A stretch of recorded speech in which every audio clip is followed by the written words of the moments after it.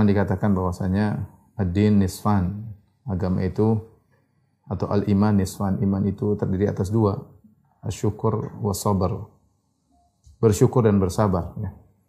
Makanya orang yang menggabungkan keduanya, ketika mendapat nikmat dia bersyukur dan dapat musibah atau ujian dia bersabar, maka dia telah sempurna imannya. Allah sering menyebutkan dua sifat ini dalam Al-Quran. Inna fi dzalika laayatin likulli sabbarin syakur. Kata Allah Subhanahu wa taala, yang demikian itu adalah tanda-tanda akan keagungan Allah bagi sabbarin syakur, bagi orang-orang yang senantiasa bersabar dan senantiasa bersyukur, yaitu orang yang mampu menggabungkan keduanya, ya.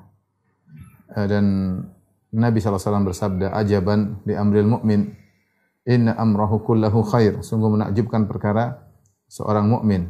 Sungguhnya perkaranya seluruhnya adalah baik. Wa laisa dzalika illa lil mu'min, dan ini tidak bisa didapatkan kecuali daripada seorang mukmin.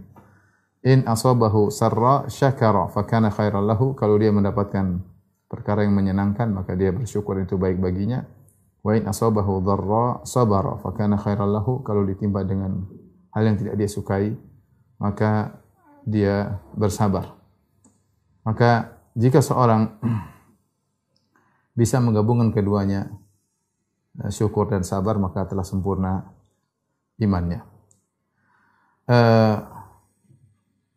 Kenyataannya ujian dengan musibah, kesulitan itu lebih mudah untuk lulus darinya daripada ujian dengan kenikmatan. Dua-duanya ujian. Musibah, ujian, sebagaimana kenikmatan juga ujian. Kata Allah Subhanahu wa taala, kullu nafsin dha'iqatul maut wa nabluukum bisyarri wal khairi fitnah wa ilaina turja'un. Setiap yang bernyawa akan merasakan kematian. Wa nabluukum bisyarri wal khair. Kami akan menguji kalian dengan keburukan dan kami menguji kalian juga dengan kebaikan. Wa ilaina turja'un, dan kepada kamilah kalian akan dikembalikan, yaitu pertanggungjawaban atas ujian dan ataupun kenikmatan yang kalian dapatkan. Kenyataannya banyak orang diuji dengan ujian dan musibah, dia mampu bersabar. Tetapi banyak orang diberi ujian kenikmatan, dia tidak pandai bersyukur.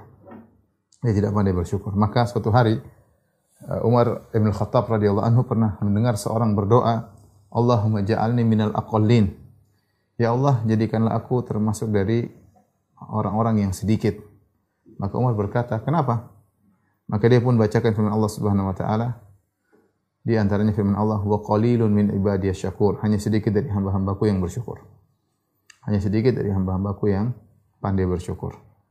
Demikian juga Allah Subhanahu wa taala berfirman tentang janji iblis. Tsumma la'atiyannahum min baini aydihim wa min khalfihim wa an aymanihim wa an syama'ilihim. Wa la tajidu aktsarahum syakirin. Ya Allah, aku akan menghalangi mereka, laqudannahum siratakal mustaqim. Aku akan menghalangi mereka, manusia, anak-anak Adam, untuk menempuh jalanmu yang lurus. Tsumma la'atiyannahum, kemudian sungguh-sungguh benar-benar aku akan mendatangi mereka. Dari depan mereka, dari belakang mereka, dari kanan mereka, dari kiri mereka. Aku akan menggoda mereka. Wa la tajidu aktsarahum syakirin. Kau akan dapati kebanyakan mereka tidak bersyukur. Kebanyakan mereka tidak bersyukur. Ini menunjukkan bahwa yang bersyukur hanyalah sedikit. Dan Allah telah menyatakan demikian, ya. Persangkaan iblis itu benar. Ya. Persangkaan iblis itu benar, bahwasanya kebanyakan hamba Allah tidak bersyukur, dan Allah telah mengatakan wa qalilun min ibadiyasy syakur. Dan hanya sedikit dari hamba-hambaku yang bersyukur.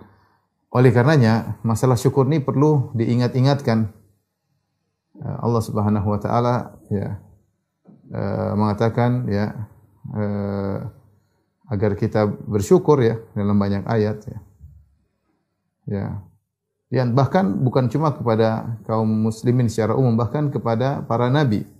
Seperti Allah berfirman kepada Nabi Musa alaihissalam, Ya Musa, inni istafaituka 'alan nasi bi risalati wa bi kalami.